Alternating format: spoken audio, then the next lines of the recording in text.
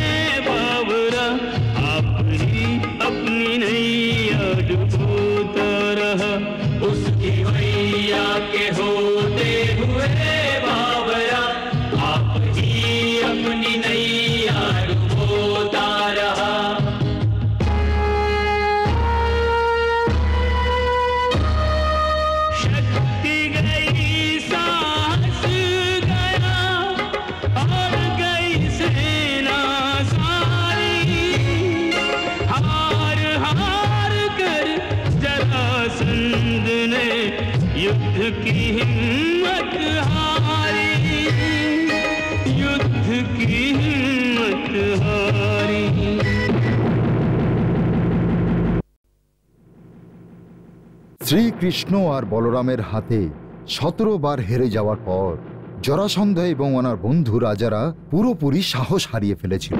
সকলেই ব্যথায় জর্জরিত ছিল, কিন্তু সকলেই যোদ্ধা ছিল, পরমবীর ছিল। তাই ওরা কোনো মতেই স্বীকার করতে রাজি ছিল না যে এইটাই তাদের অন্তিম হার।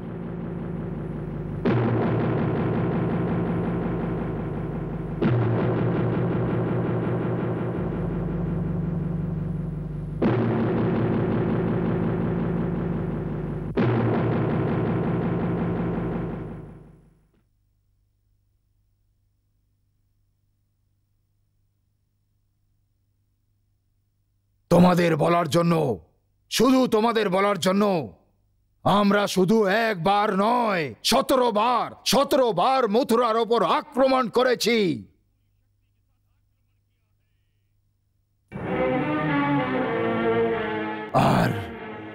আর প্রত্যেকবার আমাদেরকেই হারের মুখ দেখতে হয়েছে।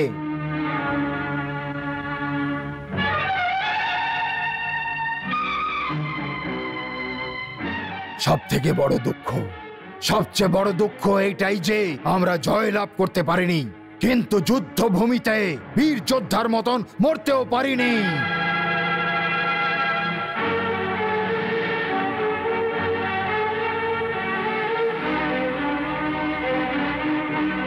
আমরা আপনার মানসিক অবস্থা বুঝতে পারছি সম্রাট, আমরা বুঝতে পারছি।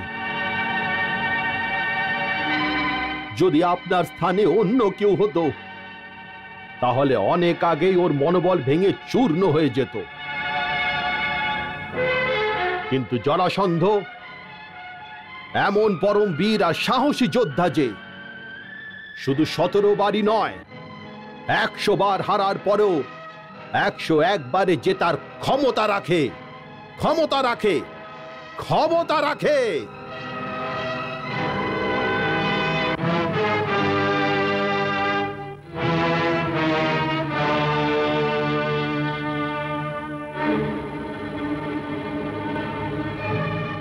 কিন্তু ভ্রাতা,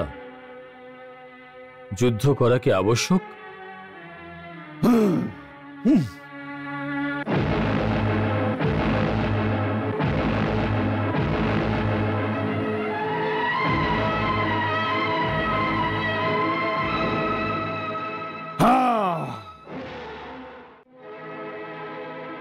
আমরা এমনটা কেন ভাবছি না যে শেষ পর্যন্ত যুদ্ধতে কারুর কোনো লাভ হয় না?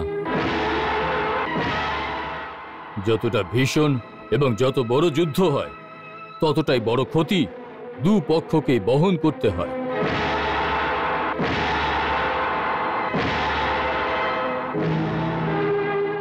আর একটা কথাও আমাদের ভাবা উচিত যে আমাদের কাছে মথুরার তুলনায় অনেক বেশি কয়েক গুণ সৈনিক শক্তি আছে। তা সত্ত্বেও আমরা প্রত্যেকবার হেরে যাই কেন?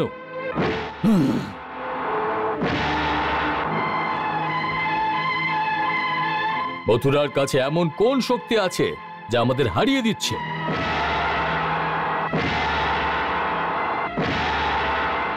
এই কথাটা আমরা সবাই ভালোভাবে জানি, কিন্তু মানতে কেউ পারছি না।